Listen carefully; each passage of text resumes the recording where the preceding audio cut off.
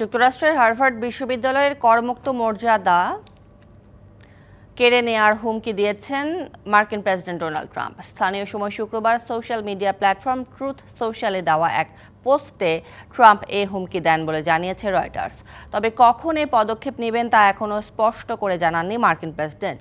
এর আগে ট্রাম্প প্রশাসনের বেশ কিছু দাবি প্রত্যাখ্যান করায় হার্ভার্ড বিশ্ববিদ্যালয়ে $2.2 বিলিয়ন ফেডারেল তহবিল স্থগিত করেন প্রেসিডেন্ট ট্রাম্প। এর পরিপ্রেক্ষিতে ট্রাম্প প্রশাসনের বিরুদ্ধে মামলা করে হার্ভার্ড বিশ্ববিদ্যালয়।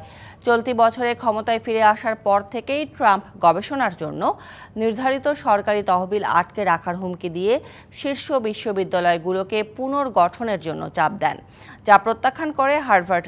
এর পর থেকেই হার্ভার্ডের ওপর একের পর এক হুমকি দিয়ে যাচ্ছেন ট্রাম্প।